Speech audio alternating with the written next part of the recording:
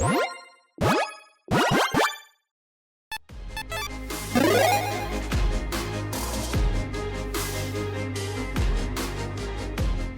everyone, Mitch coming in for the Commander Scores Studio. Welcome to the show.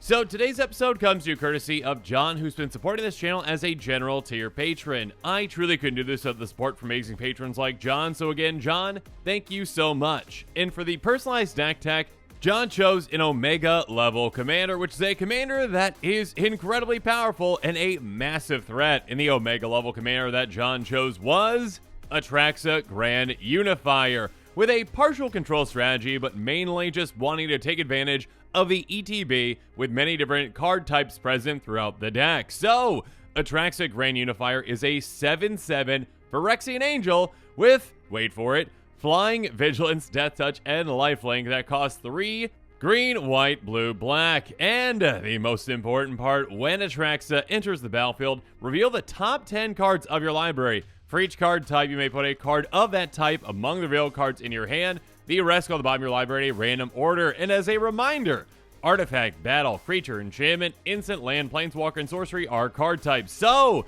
a new card type is actually revealed with this card with battle. Now, we've never seen a battle card yet, but when that one is revealed, well, that should probably be added to the deck because, well, an extra card type is probably a good thing to have. Now, that does include, though, 7 other card types. Again, artifact, creature, enchantment, instant, land, planeswalker, sorcery. So out of the top 10 cards of your library, you have the potential at this point to get 7 cards into your hand just from an ETB. And of course, when battle is added, that goes up to 8. So yeah, a massive amount of potential card advantage from this great ETB. So yeah, having a lot of different card types throughout the deck present in the deck is a great thing to do because, well, you can just keep your hand chock full very, very easily. And again, keep in mind, this is an ETB trigger. It does not require a cast. It is not a cast requirement ETB trigger, so you can very easily use and abuse this trigger in a variety of ways. And of course, we're going to be doing just that. On top of that, again, I mean, let's not ignore the fact that this is a 7-power Flying, Vigilant, Death Touch, Lifelink creature. So yeah, a 3-shot KO as a commander, and of course there are ways to speed up that clock as well. Now, on this deck tech, like my other deck techs, I'm going to be taking you through different tactics to show you how this deck works and how we're going to win with it. Also, the commander is quite pricey at this point. That being said, every other card in the deck, every card in the 99 is less than $1, so it's a very budget-friendly deck outside of the, well, $23 commander. So yeah, even with that in mind, overall, still a budget-friendly deck for the most part. And of course, if you are interested in this commander, interested in this deck, make sure you check out that deck list link in the description below. And now with all that said, let's jump into it.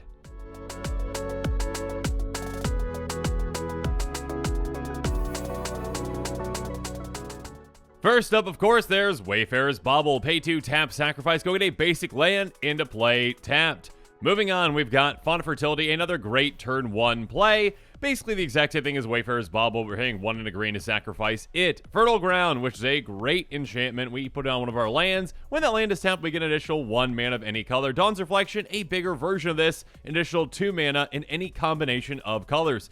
So as you can see already, we've got an artifact, we've got some enchantments. We are diversifying our ramp when it comes to the card types, because again, we want to make sure Atraxa can start to hit a lot of different things off the top. So, next up, we have some more artifacts with Arcane Signet. Can tap for any of our colors. Firemind Vessel can tap in any 2 combination of colors. And then Sakura Tribe Elder, a creature, Steve, that we can sacrifice, which is basically a Rampant Growth. Speaking of Rampant Growth, yeah, we've got some sorceries as well to help out. Rampant Growth, go get a base gonna play tapped. Edge of Autumn does the exact same thing as long as we've got 4 or fewer lands, or we can cycle it away by sacrificing a land.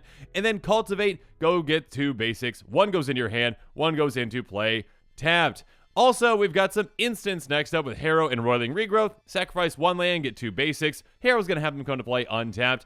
And then speaking of 2 basics, Grow from the Ashes, a sorcery that we can kick. If we do so, we get 2 basics into play untapped. If we don't, just 1 into play untapped.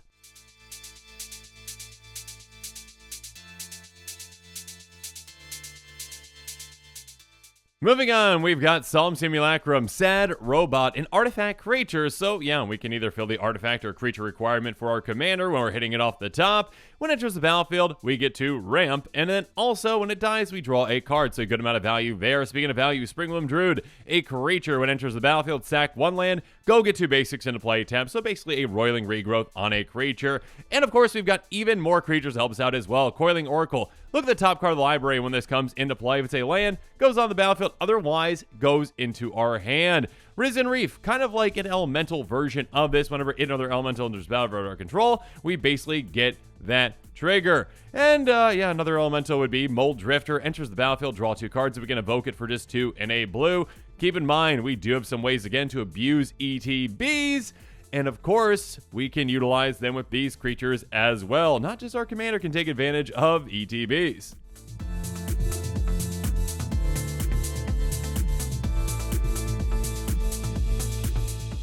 So let's start talking about some ways that we can utilize those ETBs in a fantastic fashion. And yeah, blinking creatures with an ETB can be a very easy way to do that. Golden Argosy, a great way to blink a massive amount of creatures.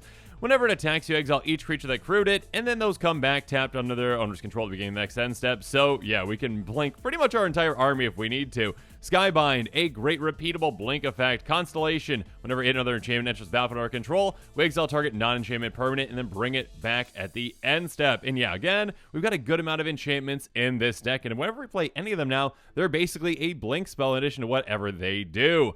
Next up, we've got some creatures that can help us out. Brago, King of Blink, King Eternal. Whenever it deals counter to a player, and it's got flying, so it can very easily do that a lot of the time, we can blink any number of non-land permanents and bring them right back. Rune of the Hidden Realm, pay 2 tap, blink a creature, bring it back at the end step. Miss Metal Witch, pay 2 white blue, blink a creature and bring it back at the end step as well. So this one is quite repeatable for a good amount of mana, but again, that's going to be well worth it. Again, if you are paying this to blink our commander, yeah, you're basically paying, what, 4 mana to potentially draw, I mean, not draw, but, you know, get in your hand 7 cards off the top of your library, which is quite absurd. Now, as good as all these cards are, there is one, in my opinion, that stands above the rest. That is the Golden Pig of this deck, which is the number 1 card out of our 99. And the Golden Pig of this deck is Soul Herder.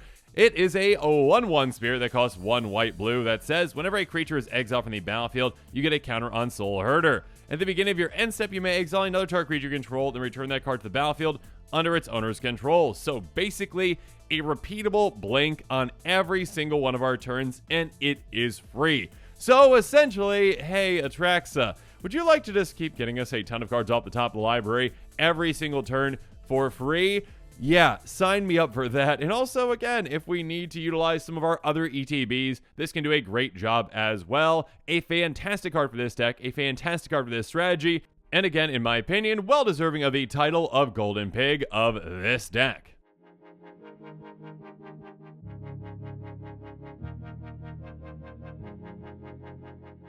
Now, of course, we also have some one-shot effects that can blink our creatures as well. Let's start with Cloud Shift. Very simply, exile a creature, bring it back, turn to Mist, do the exact same thing but the end step, and then Flicker of Fate, do the exact same thing but creature or enchantment. Yeah, blinking effects.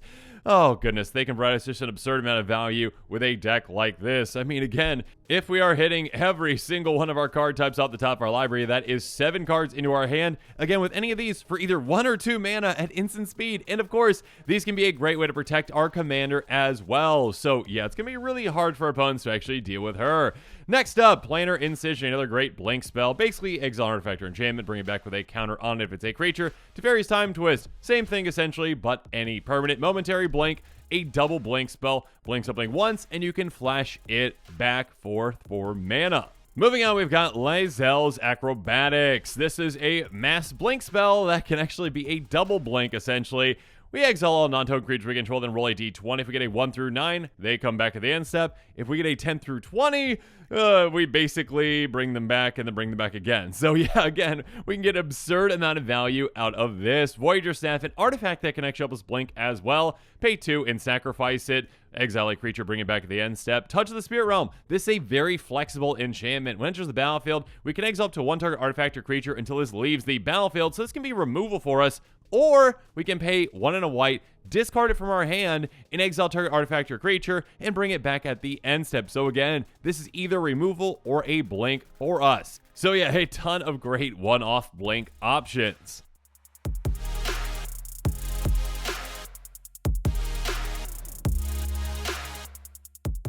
Moving on, though, we also have some clone effects that can help out as well. Again, getting the ETB is what we really care about, and cloning our commander is a way to do that. We might lose the actual, token copy that we are getting because the legend rule. That's fine with us, though. We get the ETB. So, Repudiate, Replicate, replicates the side that we care about with that. Get a token of a creature you control. Yeah, for just 3 mana, that can be a great way to utilize that ETB, or with some of our other creatures that do have ETBs and aren't legendary, make token copies, get the ETB, and yeah, this can be especially powerful, so like Risen Reef.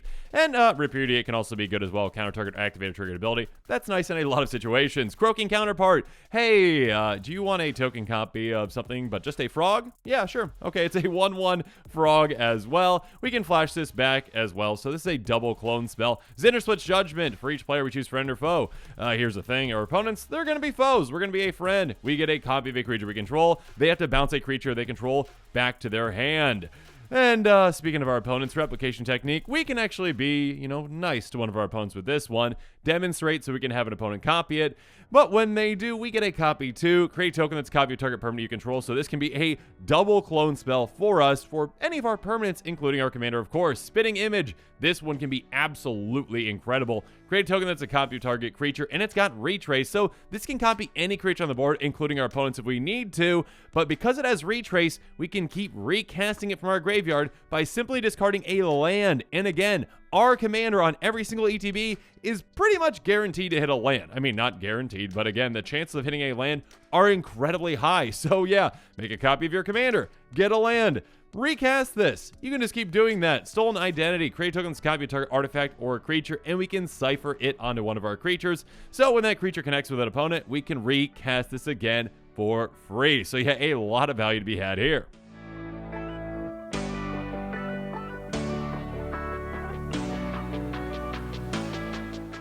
Next up, we can even take advantage of when our commander is taken out with simple spells like Undying Evil, Supernatural Stamina, and Fake Your Own Death. Undying Evil, target creature gains Undying until end of turn. Basically, hey, if it didn't have any counters on it, comes back into play with a counter on it once it dies. So yeah, for just 1 mana, we can really take advantage of that ETB. Supernatural Stamina. Give it +2/+0, and when it dies, it comes back tapped under its owner's control. Fake Your Own Death. Basically the exact same thing, but also we get a treasure token. So essentially, again, even if our opponents try to take out our commander, we're going to be having it come back immediately, and also getting that ETB. Speaking of which, minions return. Even an enchantment can help us out with this. Flash enchant creature. Whenever enchanted creature dies, turn that card to the battlefield under your control. Again, this can be very effective with one of our ETBs, including our commanders, or if we want to steal one of our opponent's creatures, this can be a great sneaky way to do so.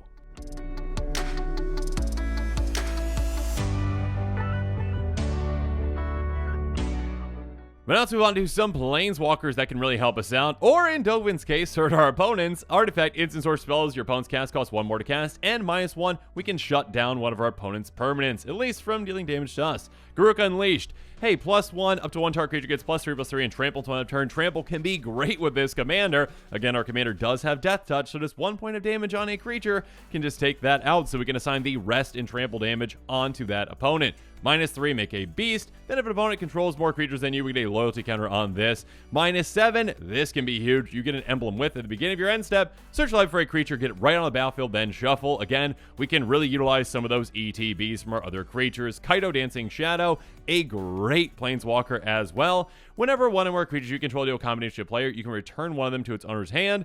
If you do, you may activate loyalty abilities of Kaido twice rather than just once. So if we want Atraxa to come back to our hand so we could recast to get that ETB again, we can. Or again, any of our other ETB creatures can apply to that as well. +1, up to 1 target creature can't attack or block until your next turn. This can shut down a creature, which is great. 0, draw a card. -2, make a 2/2 drone. And yeah, when that dies, it drains opponents. Regardless, all of these can be very helpful in a variety of circumstances. And again, just another kind of card that our commander can get off the top.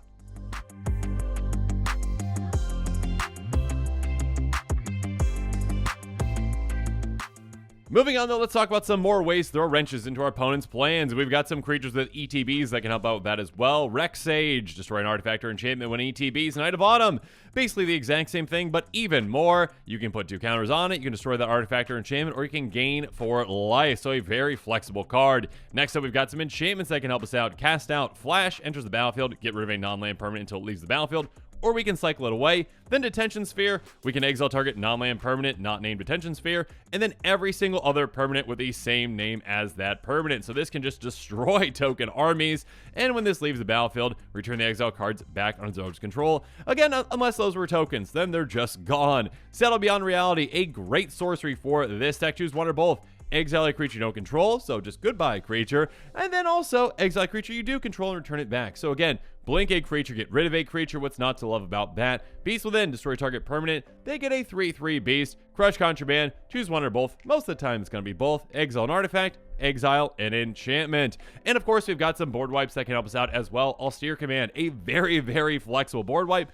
Choose 2, destroy all artifacts, enchantments, creatures that are small, creatures that are big. Yeah, whatever we want to do for the situation that we are in, this can be huge. Speaking of huge, Dune Blast. Choose 1 creature, our commander. Destroy the rest. Awesome. Goodbye. Urza's Ruinous Blast. Speaking of goodbye, hey, let's just get rid of every single non-land permanent that isn't legendary. So our commander's going to stick around, and many, many things are going to be going away.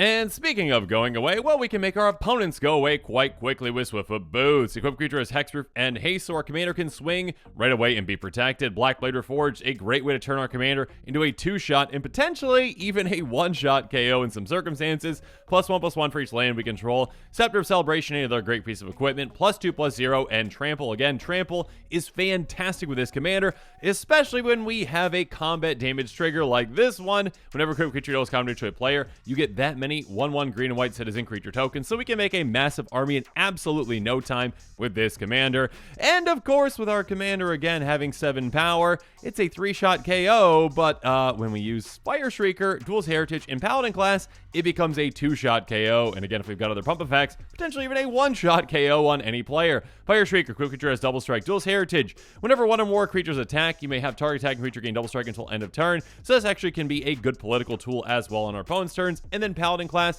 first up, spells your opponent's caster in your turn costs 1 more to cast, slows them down on our turn. Creatures you control get +1/+1, that's great. And whenever you attack with the level 3, until end of turn, target attacking creature gets +1/+1 for each other attacking creature and gains double strike. So yeah, can definitely be a way to give a 1-shot KO to a very unlucky opponent.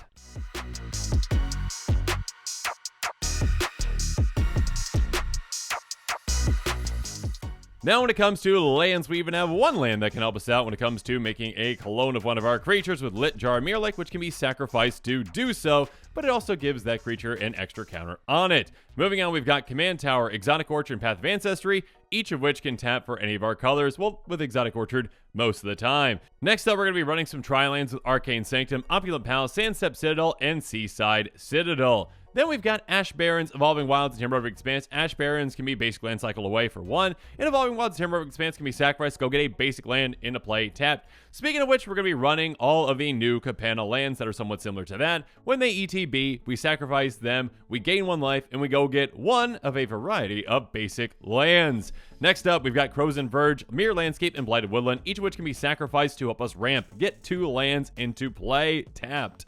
And finally, we're going to be rounding out this deck with basic lands, including plains, swamps, islands, and of course, forests.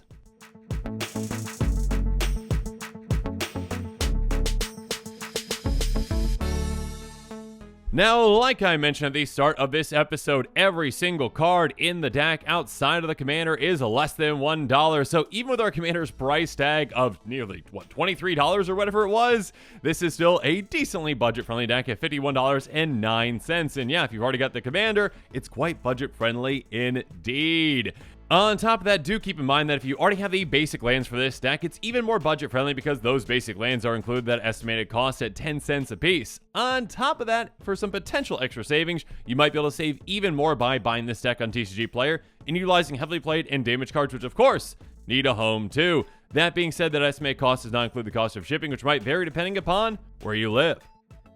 And with that, today's episode is coming to a close, so yeah, let me know what your thoughts are on it in the comments below, and of course, as always, thanks again, and have a good one. This show and episodes like this one are possible thanks to viewers like you. If you're looking for an easy way to help support this show, make sure that you like, share, and subscribe. Also, hit that bell notification icon so you don't miss any new episodes. You can also go check out our playmats and other merchandise at thecommandersquarters.com. We also have a ton of brand new t-shirt designs in stock, so make sure you check out those as well. Another easy way to support this show is with our TCG player affiliate links. So whether you're buying a deck or individual cards, you can use this general link right here or one in the description. And the final way that you can support this show is by supporting us directly by becoming a patron. There are many benefits to being a patron, and I truly couldn't do this without all of their support.